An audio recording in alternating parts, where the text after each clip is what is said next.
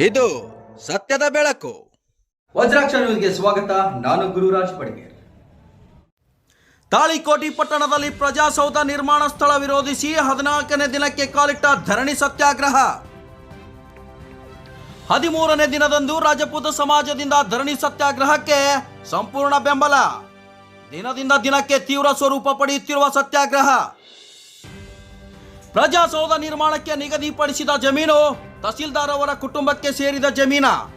ವಿಜಯಪುರ ಜಿಲ್ಲೆ ತಾಳಿಕೋಟಿ ತಾಲೂಕಿನ ಮೈಲೇಶ್ವರ ಗ್ರಾಮದ ಹತ್ತಿರ ಪ್ರಜಾಸೌಧ ಕಟ್ಟಡ ನಿರ್ಮಾಣಕ್ಕೆ ಗುರುತಿಸಲಾದ ಸ್ಥಳವನ್ನು ವಿರೋಧಿಸಿ ತಾಳಿಕೋಟಿ ಪಟ್ಟಣದಲ್ಲಿಯೇ ಪ್ರಜಾಸೌಧ ನಿರ್ಮಾಣ ಮಾಡಬೇಕೆಂದು ನಡೆಸುತ್ತಿರುವ 13ನೇ ದಿನದ ಸತ್ಯಾಗ್ರಹವು ರಜಾಪೂತ ಸಮಾಜ ತಾಳಿಕೋಟಿ ಇವರ ಸಂಪೂರ್ಣ ಬೆಂಬಲದೊಂದಿಗೆ ಪೂರೈಸಿ 14ನೇ ದಿನಕ್ಕೆ ಕಾಲಿಟ್ಟಿದೆ.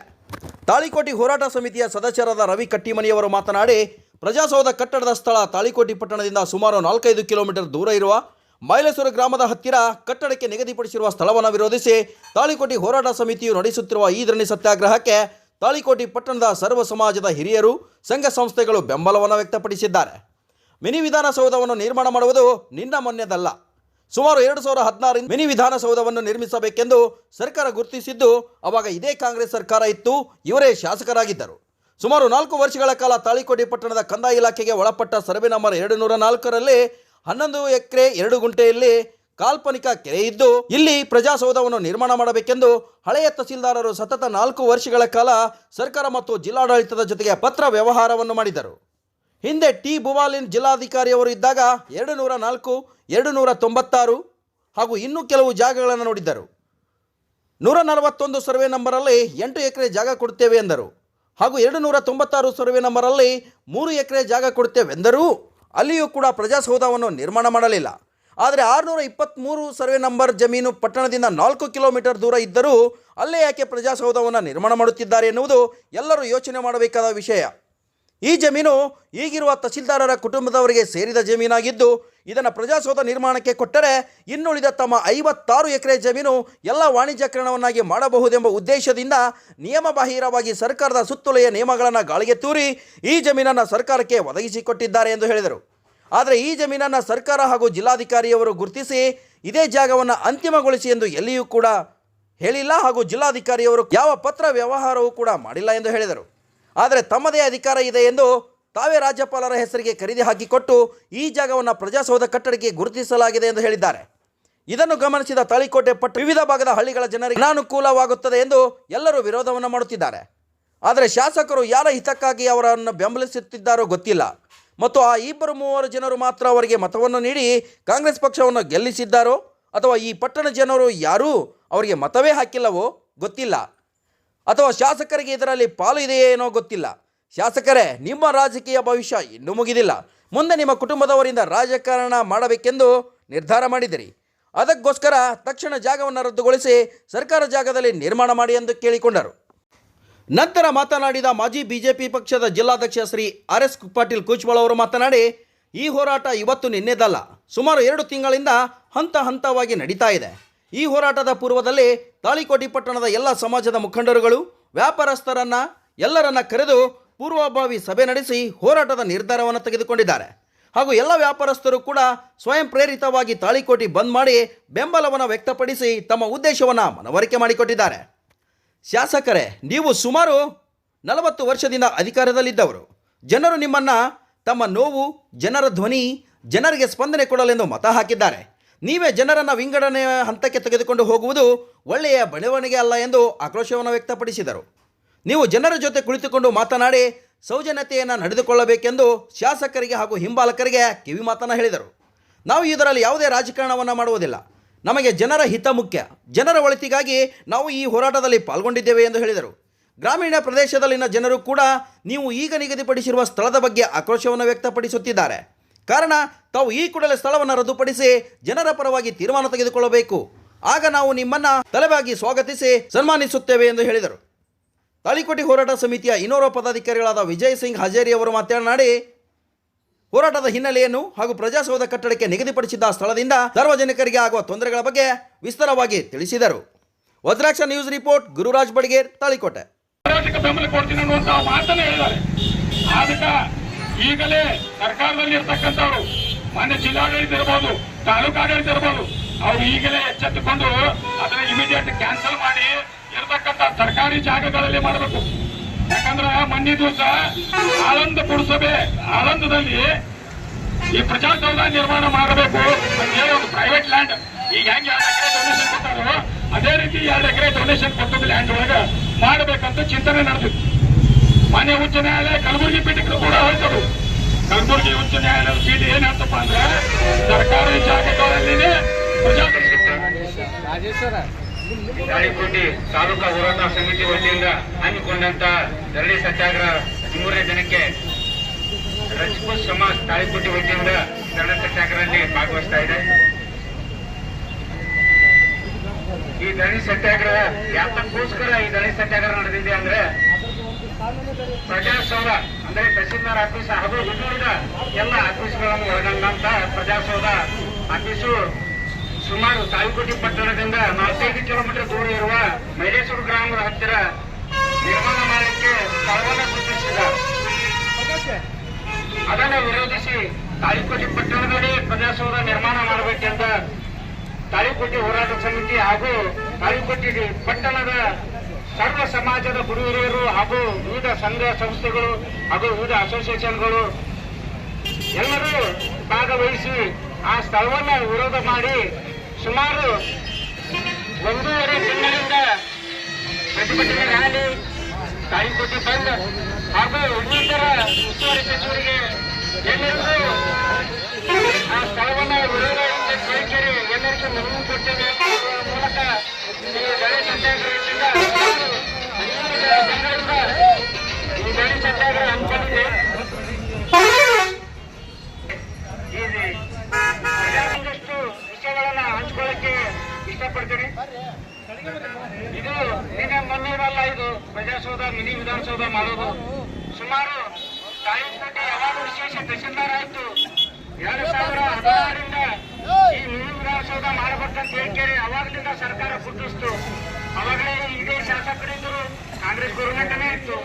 2016ರಿಂದ 19ರವರೆಗೆ ಸುಮಾರು 4 ವರ್ಷಗಳ ಕಾಲ ತಾಳಿಕೋಟಿ ಪಟ್ಟಣದ ಕಂದಾಯ ಇಲಾಖೆಗೆ ಒಳಪಟ್ಟಂತ 704 ಸರ್ವೆ ನಂಬರ್ 11 ಎಕರೆ 2 ಗುಂಟೆ 30 ಗೇರಾಣ ಅಂತ ಹೇಳ್ಕೆರೆ ನಾವೇನು ದರ್ಗಾ ಹತ್ರ ಏನು ಕೆರೆ ಅಂತ ಹೇಳ್ಕೆರೆ ಅಂತೀವಲ್ಲ, ಕಾಲ್ಪನಿಕ ಕೆರೆ ಅದು. ಆ ಕೆರೆಯನ್ನು ಗುರುತಿಸಿದ್ರು ಹಳಿ ತಹಸೀಲ್ದಾರ್ ಅವರು 4 ವರ್ಷ ಸತತವಾಗಿ ಸರ್ಕಾರದ ಜೊತೆ ಹಾಗೂ ಜಿಲ್ಲಾಡಳಿತ ಜೊತೆ ಪತ್ರವ್ಯವಹಾರಗಳ ಮೂಲಕ ಅಲ್ಲೇ ಮಾಡ್ರಿ ನೀವು ತಹಸೀಲ್ದಾರ್ ಮಿನಿ ವಿಧಾನಸೌಧ ಹಾಗೂ ಇನ್ನಿತರ ವಸತಿ ಇಲಾಖೆಗಳು ಹಾಗೂ ತಾಲೂಕಾ ಕ್ರೀಡಾಂಗಣ ಸುತ್ತ ಜಾಸ್ತಿ ದೊಡ್ಡ ಜಾಗ ಐತೆ ಅಂತ ಹೇಳಿ ಸರ್ಕಾರದ ಜೊತೆ ಪತ್ರವ್ಯವಹಾರ ನಡೆಸಿದ್ರು. ಮುಂದೆ ಬಿಜೆಪಿ ಗೌರ್ಮೆಂಟ್ ಬಂದಿಂದ ಯಾವುದೇ ಮಿನಿ ವಿಧಾನಸೌಧದ ಹೆಸರೇ ತೆಗಿಲಿಲ್ಲ. ಮುಂದೆ ಈಗ ಮತ್ತೆ ಈ ಸರ್ಕಾರ ಬಂದಿಂದ ಮಿನಿ ವಿಧಾನಸೌಧಕ್ಕೆ ಪ್ರಜಾಸೌಧಕ್ಕೆ ಮತ್ತೆ ಹೊಳೆ ಒತ್ತು ಕೊಟ್ಟು ಪ್ರಜಾಸೌಧ ನಿರ್ಮಾಣ ಮಾಡಬೇಕಂತ ಹೇಳಿ ಈ ಸರ್ಕಾರದವರು ಇದು ಒಂದ್ಸರಿ ಜಿಲ್ಲಾಧಿಕಾರಿಗಳಿಗೆ ಬಂದಾಗ ಎಲ್ಲಾ ಜಾಗಗಳನ್ನ ನೋಡಿದ್ದಾರೆ. ಇದು ಒಂದೇ 620 ಮೈಲೇಶ್ವರದ ಒಂದೇ ನೋಡಿಲ್ಲ, ಸುಮಾರು ಇದನ್ನು ಬಿಟ್ಟೆ 4 ಜಾಗಗಳನ್ನು ನೋಡಿದ್ದಾರೆ. 141, 204, 296 ಸುಮಾರು ಜನಗಳು 141 ಒಳಗೆ 8 ಎಕರೆ ಜಾಗ ಕೊಡ್ತೀನಿ ಅಂತಂದ್ರು ಅಲ್ಲಿ ಮಾಡಿಲ್ಲ. ಆಮೇಲೆ 296 ಒಳಗೆ 3 ಎಕರೆ ಜಾಗ ಕೊಡ್ತೀನಿ ಅಂದ್ರೆ ಮಾಡಿಲ್ಲ. ಸರ್ಕಾರದ ಜಾಗ 11 ಎಕರೆ ಇದ್ರು ಅಲ್ಲಿ ಮಾಡಿಲ್ಲ. ಯಾಕೆ ಮಾಡಿಲ್ಲ? ಈ 623 4 ಕಿಲೋಮೀಟರ್ನ ಹೋಗ್ತಾರೆ ಯಾಕೆ ಮಾಡಕತ್ತಾರ? ಎಲ್ಲರೂ ವಿಚಾರ ಮಾಡುವಂತ ಸಂಗತಿ ಬಂದಿದೆ. ಯಾಕಂತಂದ್ರೆ ಇದು ಈ ಸದ್ಯ ಇರುವಂತ ತಹಸೀಲ್ದಾರ್ ಅವ್ರ ಕುಟುಂಬದ ಜಮೀನು. ಈ ಸದ್ಯ ಏನು ಮನೆ ಹೋಗಾರ ಅಂತ ತಗೊಳ್ಳಲ್ಲ, ಅವ್ರ ಕಾಕರ ಜಮೀನು. ಕಾಕರು ಹಾಗೂ ಇನ್ನಿತರ 2-3 ಸೇರಿಕೆರೆ ಆ ಜಮೀನನ್ನು ತಗೊಂಡ್ಕೇರಿ ಪ್ರಜಾಸೌಧ ಕೊಟ್ರ ಆಯ್ತು. ಇನ್ನುಳಿದ ಸುತ್ತಮುತ್ತಲಿನ ತಮ್ಮ 56 ಎಕರೆ ಸುಮಾರು ಒಂದು 86 ಎಕರೆ ಜಮೀನನ್ನ ಎಲ್ಲ ವಾಣಿಜ್ಯೀಕರಣ ಆಗತ್ತ, ನಮಗೆ ಅನುಕೂಲ ಆಗತ್ತ ಅಂತ ಹೇಳ್ಕೇಳಿ ಆ ಜಮೀನವನ್ನ ನಿಯಮ ಬಾಹಿರವಾಗಿ ಸರ್ಕಾರದ ಸುತ್ತಲ ನಿಯಮಗಳನ್ನ ಎಲ್ಲವನ್ನ ಗಾಳಿಗೆ ತೂರಿ ಆ ಜಮೀನವನ್ನ ಸರ್ಕಾರಕ್ಕ ಒದಗಿಸಿಕೊಟ್ಟಾರ. ಈ ಜಮೀನನ್ನ ಸರ್ಕಾರ ನಾವು ಗುರುತಿಸಿ ಇದನ್ನೇ ಫೈನಲ್ ಮಾಡಿವಂತ ಯಾವ ಜಿಲ್ಲಾಧಿಕಾರಿಗಳು ಹೇಳಿಲ್ಲ, ಹಾಗೂ ಜಿಲ್ಲಾಧಿಕಾರಿಗಳು ಇದನ್ನೇ ಖರೀದಿ ಮಾಡ್ಕೊಂಡ್ರೆ ಅಂತ ಹೇಳ್ಕೇಳಿ ಆ ಪತ್ರ ವ್ಯವಹಾರನೂ ಮಾಡಿಲ್ಲ. ಆದರೂ ಕೂಡ ತಮ್ಮದೇ ಅಧಿಕಾರ ಐತೆ ಅಂತ ಹೇಳ್ಕೇಳಿ ತಾವೇ ಖರೀದಿ ಹಾಕೊಂಡ್ಬಂದು ರಾಜ್ಯಪಾಲರ ಹೆಸರು ಖರೀದಿ ಹಾಕೊಂಡ್ಬಂದು ಆ ಜಾಗ ರಾಜ್ಯಪಾಲರ ಖರೀದಿ ಹಾಕಿ ಕೊಟ್ಟೈತಿ ಪ್ರಜಾಸೌಧಕ್ಕ ಈಗಾಗಲೇ ಹೇಳ್ಕೇಳಿ ಅದನ್ನ ಪ್ರಜಾಸೌಧಕ್ಕೆ ಸ್ಥಳ ಗುರುತು ಮಾಡ್ಯಾರ. ಅದಕ್ಕ ಈ ಊರಿನ ಜನ ಅದನ್ನೆಲ್ಲ ಗಮನಿಸಿ ಆ ಸ್ಥಳವನ್ನ ಅಲ್ಲಿ ಮಾಡಿದ್ರಂದ್ರೆ ಎಲ್ಲ ತಾಲೂಕಿನ ಜನತೆಗೆ, ತಾಳಿಕೋಟೆ ಪಟ್ಟಣ ಹಾಗೂ ಎಲ್ಲ ತಾಲೂಕಿನ ಜನತೆಗೆ ಅನಾನುಕೂಲ ಆಗುತ್ತೆ. ಕಲಿಕೆರೆ ಭಾಗ, ಸಾಸೂರು, ಚನ್ನೂರು ಭಾಗ ಹಾಗೂ ಕೊಣ್ಣೂರು, ಕಡೇಕನೂರು ಈ ಎಲ್ಲ ಹಳ್ಳಿಗಳಿಂದ ಬರುವಂತ ಜನಗಳಿಗೆ ಎಲ್ಲರಿಗೂ ಅನಾನುಕೂಲ ಆಗುವಂತ ಸ್ಥಳ ಐತಿ. ಅದಕ್ಕೆ ಬೇಡ ಅಂತ ಹೇಳ್ತಾರೆ ಎಲ್ಲರೂ ವಿರೋಧ ಮಾಡಕತ್ತಾರ. ವಿರೋಧ ಹೆಂಗ್ ಮಾಡ್ಯಾರ ಅಂದ್ರೆ ತಾಳಿಕೋಟೆ ಪಟ್ಟಣದಾಗ 25/2/2026 ಅವತ್ತೇನು ಸಂಪೂರ್ಣ ಬಂದ್ ಇತ್ತಲ್ಲ, ಅವತ್ತೇ ಶಾಸಕರಿಗೆ ಜಿಲ್ಲಾಧಿಕಾರಿಗೆ ಸಂಪೂರ್ಣ ಬಂದ್ ಮಾಡಿ ಆ ಜಾಗದ ವಿರೋಧ ಐತೆ ಅಂತ ಹೇಳ್ತೀರಿ ಅವಾಗೇನು ಮನದಟ್ಟು ಮಾಡ್ಕೇರಿ ಕೊಟ್ಟಾರ ಅಂತ ತಾಳಿಕೋಟೆ ಪಟ್ಟಣದ ಜನತೆ. ಅವಾಗನೇ ಅವ್ರು ತಿಳ್ಕೊಂಡು ಕೈ ಬಿಡ್ಬೇಕಾಗಿತ್ತು. ಈ ದಳಿ ಸತ್ಯಾಗ್ರಹ ಮಾಡಕ್ಕ ಆರಂಭ ಮಾಡ್ಕೆ ಕೊಡಬಾರ್ದಾಗಿತ್ತು. ಶಾಸಕರು ಯಾರು ಹಿತಕ್ಕೋಸ್ಕರ ಅವ್ರಿಗೆ ಯಾಕೆ ಸಪೋರ್ಟ್ ಮಾಡಕತ್ತಾರ ಗೊತ್ತಿಲ್ಲ. ಅವ್ರೇನ ಅವ್ರಿಬ್ರು ಮೂವರನ್ನೇ ಓಟ್ ಹಾಕಿ ಅವರು ಕಾಂಗ್ರೆಸ್ ಆರಿಸ್ತಂದವ್ರು ಗೊತ್ತಿಲ್ಲ. ಈ ತಾಳಿಕೋಟೆ ಜನನೇ ಯಾರು ಕಾಂಗ್ರೆಸ್ಗೆ ಓಟೇ ಹಾಕಿಲ್ಲ ಅನ್ನೋ ಗೊತ್ತಿಲ್ಲ ಅವ್ರಿಗೆ ಶಾಸಕರಿಗೆ. ಯಾಕೆ ಅವ್ರಿಗೆ ಬಂದಂತಾರೋ ಗೊತ್ತಿಲ್ಲ. ಏನ್ ಶಾಸಕರಿಗೂ ಕೂಡ ಅವ್ರ ಪಾಲ ಐತೆ ಅನ್ನೋದು ಗೊತ್ತಿಲ್ಲ. ಅದಕ್ಕೆ ಶಾಸಕರೇ ಈ ಒಂದು ವಿಷಯವನ್ನು ಮನದಟ್ಟು ಮಾಡ್ರಿ. ನಿಮ್ಗೆ ಇಲ್ಲಿಗೆ ನಿಮ್ಮ ರಾಜಕೀಯ ಭವಿಷ್ಯ ಮುಗಿದಿಲ್ಲ. ಇನ್ನು ಮುಂದೆ ನಿಮ್ಮ ಕುಟುಂಬದಿಂದ ನೀವು ರಾಜಕೀಯ ಮಾಡ್ಬೇಕಂತೇಳಿ ನಿರ್ಧಾರ ಮಾಡಿರಿ. ಅದಕ್ಕೋಸ್ಕರ ತಾಳಿಕೋಟೆ ಜನ ಬ್ಯಾಡಾಗಿತ್ತಂತಂದ್ರೆ ಈ ಕೆಲಸ ಮಾಡ್ರಿ. ದಯವಿಟ್ಟು ಆ ಸ್ಥಳವನ್ನು ಮೊದಲು ಕೂಡಲೇ ರದ್ದು ಮಾಡ್ರಿ. ರದ್ದು ಮಾಡ್ತಾರೆ. ತಾಳಿಕೋಟೆ ಪಟ್ಟಣದಾಗ ಸಾಕಷ್ಟು ಸರ್ಕಾರಿ ಜಮೀನುಗಳಿದಾವ.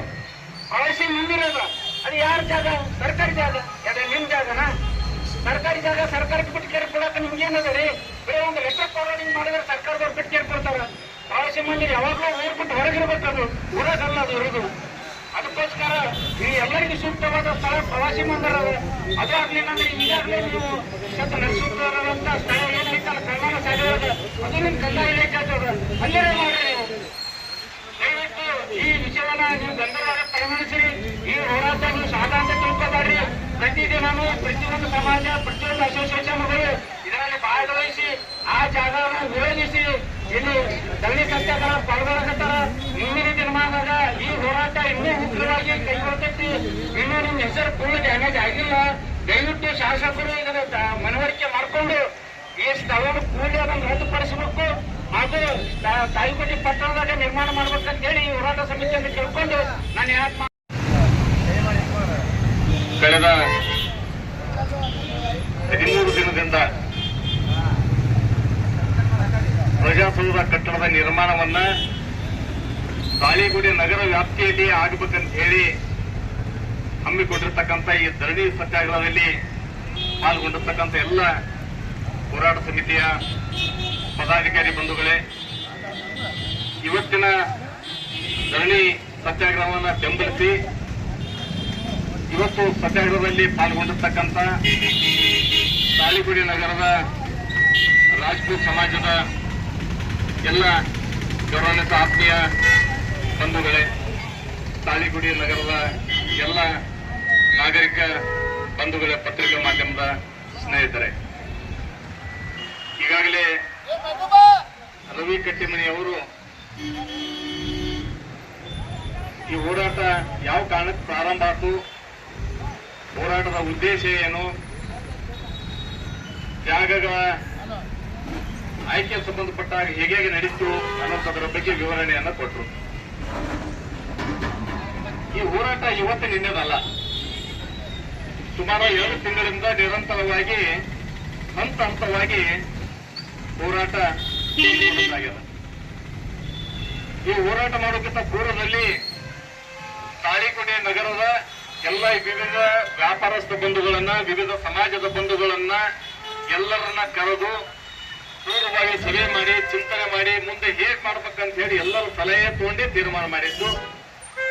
ತೀರ್ಮಾನ ಮಾಡಿದ ನಂತರ ತಾಳಿಕೋಟೆ ಬೀದಿಯಲ್ಲಿ ಹೋರಾಟದ ಮುಖಾಂತರ ತಹಶೀಲ್ದಾರ್ ಮನವಿ ಪತ್ರವನ್ನ ಕೊಟ್ಟದ್ದಾಯ್ತು. ಶಾಸಕರಿಗೆ, ಸಚಿವರಿಗೆ, ಜಿಲ್ಲಾಧಿಕಾರಿಗಳಿಗೆ ಹೋಗಿ ಕೂಡ ಮನವಿ ಪತ್ರವನ್ನು ಕೊಟ್ಟು ಅವರಿಗೆ ಕೂಡ ಮನವರಿಕೆ ಮಾಡತಕ್ಕಂಥ ಪ್ರಯತ್ನ ಆಯಿತು. ಇದ್ಯಾವುದಕ್ಕೂ ಜಗ್ಗದೇ ಇದ್ದಂತ ಪ್ರಸಂಗದೊಳಗ ತಾಳಿಕೋಟೆ ನಗರದ ವ್ಯಾಪಾರಸ್ಥರು ಎಲ್ಲ ಸಮಾಜದ ಬಂಧುಗಳ ಮುಂದೆ ಇದ್ದಾಗ ನಾವೆಲ್ಲರೂ ಸ್ವಯಂ ಪ್ರೇರಿತವಾಗಿ ಬಂದ್ ಮಾಡಿ ನಾವು ಬೆಂಬಲ ಕೊಡ್ತೀವಿ ಅಂತೇಳಿ ಸಂಪೂರ್ಣ ತಾಳಿಕೋಟೆ ನಗರವನ್ನು ಬಂದ್ ಮಾಡಿ ನಮ್ಮ ಉದ್ದೇಶ ಏನು ಅಂತ ಮನವರಿಕೆ ಮಾಡಿದ್ರು ಸಮಾಜ. ಇಷ್ಟೆಲ್ಲ ನಡೆದರೂ ಕೂಡ ಶಾಸಕರು ಯಾಕೋ ಈ ಕಡೆ ಹೊರಗಿನ ಸದ್ಯಕ್ಕೆ ನೋಡ್ತಾ ಇಲ್ಲ. ಬೇರೆ ಬೇರೆ ಕೆಲಸದ ನಿಮಿತ್ತ ಬೇರೆ ಬೇರೆ ಪ್ರವಾಸಗದಾರ ಅಂತ ಹೇಳಿ ಕಳೆದ 5-6 ದಿವಸ 7 ದಿವಸದಿಂದ ಜನ ಕಾಯ್ತಿತ್ತು. ತಾಳಿಕೋಟೆ ನಗರಕ್ಕೆ ಬಂದು ಈ ಹೋರಾಟದ ವೇದಿಕೆ ಮುಂಭಾಗದಲ್ಲಿ ಹೋಗಿ ಬಂದು ಆಗಿನೂ ಕಣ್ಣು ಎತ್ತಿ ನೋಡೇ ಮುಖಾಂತರ ಕೂಡ ನಮ್ಗೆಲ್ಲರ ಗಮನಕ್ಕೆ ಬಂದದ. ಶಾಸಕರ ಹಿಂಬಾಲಕ ಅರ್ಥ ಮಾಡ್ಕೋಬೇಕು. ಜನ ನಿಮ್ಮನ್ನ ಆಯ್ಕೆ ಮಾಡಿ ಕಳಿಸಿದ್ದು ಜನರ ನೋವು, ಜನರ ಧ್ವನಿ ಏನಂತ ಅನ್ನುವಂಥದ್ದನ್ನ ಅರ್ಥ ಮಾಡ್ಕೋಬೇಕಂತ ಹೇಳಿ ನೀವು ಹೋಗಿ ಧರಣಿ ಕೊಡ್ಬೇಕು, ನಿಮ್ಮನ್ನು ಹೋಗಿ ಹೋರಾಟ ಮಾಡ್ಬೇಕಂತಲ್ಲ ಜನ ನಿಮ್ಗೆ ಓಟ್ ಹಾಕಿದ್ದು. ಜನ ನಿಮ್ಮನ್ನ ಶಾಸಕರಾಗಿ ಮಾಡಿದ್ದು ಜನರ ಸ್ಪಂದನೆ ಕೊಡ್ಲಿ ಅಂತ ಕಾಣಕ್ಕನ. ನೀವೇ ಜನರ ಎಬಿಸಿ ಸಮಾಜವನ್ನು ವಿಘಟನೆ ಹಂತಕ್ಕೆ ತೆಗೆದುಕೊಂಡು ಹೋಗ್ತಕ್ಕಂಥದ್ದು ಒಳ್ಳೆ ಬೆಳವಣಿಗೆ ಅಲ್ಲ. ಸಮಾಜದ ಮಧ್ಯೆ ಕಂದಕವನ್ನು ಸೃಷ್ಟಿ ಮಾಡಕತ್ತಿದ್ದು ಒಳ್ಳೆ ಬೆಳವಣಿಗೆ ಅಲ್ಲ. ಮೊದಲು ಕುರಿತು ಮಾತಾಡ್ತಕ್ಕಂಥದ್ದು ಆಗಬೇಕು, ಸೌಜನ್ಯಯುತವಾಗಿ ನಡ್ಕೋಬೇಕು. ನಾನು ಶಾಸಕರ ಹಿಂಬಾಲಕರಿಗೆ ಕೂಡ ಹೇಳಲಿಕ್ಕೆ ತೋರಿಸ್ತೀನಿ. ಸ್ವಾರ್ಥ ಇಲ್ಲ, ನಮಗೇನು ಸ್ವಾರ್ಥ ಇಲ್ಲ, ನಾವು ದಾನ ಕೊಟ್ಟಿವಿ ಮಾಡಿ ಅನ್ನೋಂಥದ್ದು ಹೇಳ್ಕೊಳ್ಳೋರು ಇಲ್ಲಿ ಕುಳಿತವ್ರು ನೋಡಿ ಯಾರು ಸ್ವಾರ್ಥ ಅದ. ನಾವೇನು ರಾಜಕೀಯ ಉದ್ದೇಶಕ್ಕೆ ಮಾಡಕತ್ತಿಲ್ಲ. ರಾಜಕಾರಣ ಮಾಡಕ್ ಸಾಕಷ್ಟು ಬೇಡಿಕೆಗಳದಾವ ನಮ್ಗೆ. ಬಹಿರಂಗವಾಗಿ ರಾಜಕಾರಣ ಮಾಡ್ತೀವಿ. ಇದ್ರೊಳಗೆ ಏನ್ ರಾಜಕಾರಣ ಅದ? ಇದೇ ಕಾರಣಕ್ಕೆ ಹಂತ ಹಂತವಾಗಿ ನಾವು ಯೋಚನೆ ಮಾಡಿ ಹೆಚ್ಚಿರ್ತಾ ಇರೋದು. ಶಾಸಕರಲ್ಲಿ ಬರಬೇಕಾದ್ರೆ ನಾವು ಒಂದು ಪಕ್ಷದ ಒಬ್ಬ ಪ್ರಮುಖ ಕಾರ್ಯಕರ್ತನಾಗಿ ಬಂದಿಲ್ಲ, ಒಬ್ಬ ಊರಿನ ನಾಗರಿಕನಾಗಿ ನಮ್ಮ ಶಾಸಕರನ್ನು ಕಾರಣಕ್ಕೆ ನಾನು ಗೌರವ ನಡ್ಕೋಬೇಕನ್ನುವಂತ ಕಾರಣದಿಂದ ಎಲ್ಲಾ ಸಮಿತಿಗಳನ್ನು ಒಳಗೊಂಡು ನಾನು ಕೂಡ ನಿಮ್ಮ ಹತ್ರ ಬಂದೀನಿ. ಅದ್ರೊಳಗೆ ಏನ್ ರಾಜಕಾರಣ ಅದು ಅಂತ ನೀವು ಬಂದು ಒಂದು ಬಾರಿ ಅವಲೋಕನ ಮಾಡ್ಕೊಡ್ರಿ. ನೀವು ಬಂದು ಒಂದ್ಸರಿ ಕುಳಿತು ಮಾತಾಡ್ರಿ. ಇವತ್ತು ಎಲ್ಲ ಗ್ರಾಮಾಂತರ ಪ್ರದೇಶ ಪ್ರವಾಸ ಮಾಡಾಮ, ಇವತ್ತು ಊರೊಳಗೆ ಜನರಿಗೆ ಕೇಳಮ್ಮ, ಅದು ದೂರ ಆಗ್ತದೋ ಇಲ್ಲ ಅನ್ನೋದ್ರ ಬಗ್ಗೆ ಸ್ಪಷ್ಟೀಕರಣ ಕೊಡಬೇಕು. ಈಗ ಅಲ್ಲೇನು ಕುಳಿತವ್ರಲ್ಲ ಅವರು ನನ್ನ ಸ್ನೇಹಿತರೆ, ಅನೇಕ ವರ್ಷಗಳಿಂದ ಕೂಡಿ ಬಂದೀವಿ. ಸ್ನೇಹ ಬೇರೆ, ಇದು ಜನರ ಸಮಸ್ಯೆ. ನಾನು ರಾಜಕಾರಣದಾಗಿರವ, ಜನರ ಬಗ್ಗೆ ಚಿಂತನೆ ಮಾಡೋದು, ಜನರ ಬಗ್ಗೆ ಯೋಚನೆ ಮಾಡದೆ. ಇಲ್ಲೆಲ್ಲ ಗೆಳೆತನ ಸಂಬಂಧ ವ್ಯವಹಾರ ಇದು ಯಾವುದೂ ಬರುವುದಿಲ್ಲ. ಈ ಬಗ್ಗೆ ನಾ ಯೋಚನೆ ಮಾಡಿದ್ದೀನಿ. ನಿಜವಾಗಿಯೂ ನನ್ನ ಆತ್ಮಸಾಕ್ಷಿಗರವಾಗಿ ಭಗವಂತನ ಸಾಕ್ಷಿಯಾಗಿ ಊರಿಗೆ ಒಳ್ಳೇದಾಗಬೇಕನ್ನೋ ಚಿಂತನೆ ಒಳಗೆ ನಾವಿದ್ದೀವಿ. ಯಾವುದೇ ಸ್ವಾರ್ಥ ಇಲ್ಲ. ನನಗೇನ ನೀವು ವ್ಯವಹಾರ ಆಗ್ಬೇಕಾಗಿಲ್ಲ. ನಾನು ಗೆಳತನ ಕೆಡಿಸ್ಕೊಂಡು ನನಗೇನ್ ಮಾಡ್ಬೇಕಂತಲ್ಲ. ಆದ್ರೆ ಜನರ ಹಿತ ಮುಖ್ಯ. ಗೆಳತನ ನಂತರ ಆ ಗೆಳತನ ದುರುಪಯೋಗ ಹಾಕದಂದ್ರೆ ಗೆಳತನ ಬಗ್ಗೆ ಯೋಚನೆ ಮಾಡ್ಬೇಕಲ್ಲ. ನಾನು ಜನರಲ್ಲಿ ಯಾವಾಗ ಬರ್ತದ ಒಬ್ಬ ರಾಜಕಾರಣಿ ಇರಲಿ ಯಾವನೇ ಇರಲಿ ಜನರ ಒಳಿತಿಗಾಗಿ ಪ್ರಯತ್ನ ಮಾಡ್ತಕ್ಕಂಥದ್ದು ಇರಬೇಕು. ನಾನು ಅನೇಕ ಸಂದರ್ಭದಾಗ ಹೇಳಿನಿ. ಹಿಂದಿನ ಹಿರಿಯರು ಇವತ್ತ ಮುದ್ದೇವಾಳ ನಗರದೊಳಗ ಡಾಕ್ಟರ್ ಪತ್ಕಿ ಅವರು ಹೋದಾಗ ಇಡೀ ಊರು ಬಂದಾಗೆ ಇವತ್ತು ದೇವ್ರ ಸ್ವರೂಪದಾಗ ಕಾಣ್ತಾರ. ಅದೇ ರೀತಿ ಇದ್ರೊಳಗಿರ್ತಕ್ಕಂಥವ್ರ ತಂದೆಯವರು ನೀವು ಊರಿಗೆ ಸಾಕಷ್ಟು ಕೊಡುಗೆಗಳನ್ನ ಕೊಟ್ಟಿರಿ. ಊರ್ ಜನರಿಗೆ ಅನ್ಯೋನ್ಯ ಸಂಬಂಧಗಳ ಬಾಂಧವ್ಯಗಳು ಇಟ್ಕೊಂಡು ಬೆಳೆದೋಗ್ತಾರೆ. ನೇರವಾಗಿ ಮಾತಾಡಿನಿ. ಇಲ್ಲಿರ್ತಕ್ಕಂಥವ್ರು ಮುಚ್ಚಿ ಕಟ್ಟಿ ಯಾರೂ ಮಾತಾಡಿಲ್ಲ. ಅದಕ್ಕೆ ನಾನು ಈ ಹೋರಾಟದ ಮುಖಾಂತರ ಹೇಳಿಕೆ ತೋರ್ತೇನೆ. ತಕ್ಷಣವೇ ಸ್ಪಂದನೆ ಮಾಡ್ತಕ್ಕಂಥ ಕಾರ್ಯ ನಿಮ್ಮಿಂದ ಆಗಬೇಕಂತ ಇನ್ನೊಂದು ಅಪೇಕ್ಷೆ ಪಡ್ತೇವೆ ನಾವು. ಈ ಹೋರಾಟ ತೀವ್ರಗೊಳ್ಳೋಕ್ಕಿಂತ ಮೊದಲ ಈಗಾಗಲೇ ಸಾಕಷ್ಟು ಗ್ರಾಮಾಂತರ ಪ್ರದೇಶದಾಗ ನಾವ್ ಯಾರಿಗೆ ಮಾತಾಡಿಲ್ಲ ಅಂದ್ರು ಯಾಕ್ರಿ ಹೋರಾಟ ಯಾಕೆ ನಿಧಾನವಾಗಿ ನೆಲೆಕಟ್ಟದ ನಮ್ಗೆ ಯಾಕೆ ಹೇಳೋಲ್ರಿ ಅಂತ ಕೇಳಕತ್ತಾರ. ಒಳ್ಳೆ ಜನ ನಮ್ಗೆ ಹೇಳ್ರಿ, ನಾವು ಟ್ರ್ಯಾಕ್ಟರ್ ಜೀಪ್ ತುಂಬ ನಾವು ಕೊಡ್ತೀವಿ. ಪ್ರತಿಯೊಂದು ದಿವಸದ ಮಾತಾಡ್ರಿ. ಪ್ರತಿನಿತ್ಯ ನಾವು ಬಂದು ತಾಳಿಕೋಟೆಗೆ ಬಂದು ತಾಳಿಕೋಟೆಯಿಂದ 3 ಕಿಲೋಮೀಟರ್ 4 ಕಿಲೋಮೀಟರ್ ಹೋಗಿ ಅಲ್ಲಿಂದ ಮತ್ತೆ ಅರ್ಧ ಕಿಲೋಮೀಟರ್ ನಡ್ಕೊಂಡು ಹೋಗಿ ನಾವು ಕೆಲಸ ಕಾರ್ಯಗಳು ಮಾಡ್ಬೇಕು. ಇವತ್ತು ವಾಹನ ಇರ್ತಾವ, ಅನುಕೂಲ ಇರ್ತಾವ, ಅವ ತನ್ನ ವಾಹನ ತಗೊಂಡು ಹೋಗ್ತಾನ. ಅನಾನುಕೂಲಸ್ಥರು ನಾವೇನ್ ಮಾಡ್ಬೇಕಂತ ಗ್ರಾಮಾಂತರ ಪ್ರದೇಶ ಜನ ಪ್ರಶ್ನೆ ಕೇಳಾಕತ್ತಾರ. ಬರೇ ಕೇವಲ ನಮ್ಮ ತಾಳಿಕೋಟೆ ನಗರ ಅಂತ ನಮ್ಮ ರವಿಯಣ್ಣ ಹೇಳಿದ್ರು. ತಾಳಿಕೋಟೆ ನಗರ ಅಲ್ಲ, ಈ ತಾಲೂಕಿಗೆ ಸಂಬಂಧಪಟ್ಟಂತ ಎಲ್ಲಾ ಹಳ್ಳಿಗಳೊಳಗೂ ಆಕ್ರೋಶ ಅದ. ಒಂದು ಬರೀ ಎಲ್ಲಾರ ಕಡೆ ಕೇಳ್ರಿ. ಯಾರೋ ಬೆರಳೆಣಿಕೆಷ್ಟು ಫಲಾನುಭವಿಗಳಿದ್ದಂತವ್ರ ಮಾತು ಕೇಳಬಾರ್ರಿ. ಫಲಾನುಭವಿಗಳು ಅಂದ್ರೆ ಯಾವುದೇ ರೀತಿಯಿಂದ ಫಲಾನುಭವಿಗಳು ಇರ್ಬೋದು. ಅವ್ರು ನಿಮ್ಮನ್ನ ಮೆಚ್ಚಕ್ಕೆ ಎಂತ ಹೇಳ್ತಾ ಇರ್ಬೋದು. ಅದ್ರ ಮಾತು ಕೇಳೋಕ್ಕಿಂತ ಜನಸಾಮಾನ್ಯರ ಮಾತು ನೀವು ಕೇಳ್ರಿ. ಕೇಳಿ ತಕ್ಷಣವೇ ನೀವು ಬಂದಂತ ಬಾರಿ ಮಾತಾಡಿ ಇದಕ್ಕೆ ಸ್ಪಂದನೆ ಕೊಡ್ತಕ್ಕಂಥ ಕಾರ್ಯ ನೀವು ಮಾಡಿದ್ರಂದ್ರೆ ಇಡೀನ ಬರೀ ಇಲ್ಲಿ ಹೋರಾಟ ಸಮಿತಿರಲ್ಲ, ನಮ್ಮ ತಾಳಿಕೋಟೆ ತಾಲೂಕಿಗೆ ಸಂಬಂಧಪಟ್ಟಂತ ಎಲ್ಲ ಗ್ರಾಮಾಂತರು ಕೂಡ ನಿಮ್ಮನ್ನು ಸ್ವಾಗತಿಸ್ತೀವಿ. ನಾವು ಏನ್ ಸನ್ಮಾನಿಸ್ಬೇಕಂತ ಏನ್ ಹೇಳಿಲ್ಲ. ಜನಹಿತ ಪರವಾಗಿ ನೀವು ನಿರ್ಣಯ ಮಾಡ್ರಿ. ನಾವ್ ಇಲ್ಲಿದ್ದಂತವ್ರು ಎಲ್ಲರೂ ನಿಮ್ಮ ತನಿವಾಗಿ ನೀವು ಸನ್ಮಾನ ಮಾಡ್ತೀವಿ. ಜನರ ಪರವಾಗಿ ತೀರ್ಮಾನ ಮಾಡಿ ನಾವು ಗೌರವಿಸ್ತೀವಿ. ಅಂತ ತೀರ್ಮಾನಗಳನ್ನು ಇನ್ನೂ ಕೂಡ ನೀವು ಮಾಡ್ತಿರೋಂತ ಆಶಾವಾದ ನಾವು ಇಟ್ಕೊಂಡಿವಿ. ನಾವು ಇದನ್ನ ಇನ್ನೂ ತನೂ ಯಾವುದೇ ರಾಜಕೀಯ ನಾಯಕರನ್ನು ಇದೀಗ ಆಹ್ವಾನ ಮಾಡಿಲ್ಲ. ನಾವು ಯಾವ ಜೊತೆ ಮಾತುಕತೆ ಅಂತ ಇನ್ನೂ ತಾಳಿಕೋಟೆ ಹಂತದಲ್ಲಿ ಅದ. ಮುಂದಿನ ಹಂತವಾಗಿ ಗ್ರಾಮಾಂತರ ಪ್ರದೇಶಕ್ಕೆ ಹೋಗಿ ಎಲ್ಲಾ ರಾಜಕೀಯ ನಾಯಕರು ಕೂಡ ಬೆಂಬಲ ಕೊಡ್ತಾರೆ. ಕೊಡ್ತೀವಿ ಅಂತ ಹೇಳಾಕತ್ತಾರೆ ಇವತ್ತು. ಆದ್ರೆ ಇದು ರಾಜಕೀಯ ಸ್ವರೂಪ ಪಡ್ಕೋಬಾರ್ದಂತ ಒಂದು ಮಹದಾಶ ಅದ. ಅದಕ್ಕೆ ತಕ್ಷಣವೇ ನಾನು ಮಾನ್ಯ ಶಾಸಕರ ಮೇಲೆ ನಾ ವಿನಂತಿಯನ್ನು ಮಾಡ್ಕೊತೀನಿ, ಸಚಿವರ ಬಳಿ ವಿನಂತಿಯನ್ನು ಮಾಡ್ಕೊತೀನಿ, ಸನ್ಮಾನ್ಯ ಜಿಲ್ಲಾಧಿಕಾರಿಗಳು ಇದನ್ನ ಉದಾಸೀನ ಮಾಡಿಕೆಯಿಂದ ಕೊಡುವಂತದ್ದು ಆಗಬಾರದು. ಯಾಕೆ ಪ್ರತಿನಿತ್ಯ ಇಷ್ಟೆಲ್ಲಾ ಕೆಲಸ ಕಾರ್ಯಗಳನ್ನು ಬಿಟ್ಟು ಎಲ್ಲ ವಿವಿಧ ಸಮಾಚಾರ ಬಂಧುಗಳು ಸತ್ಯಾಗ್ರಹ ಕೂಡಾಕತ್ತಾರೆ ಇವತ್ತ.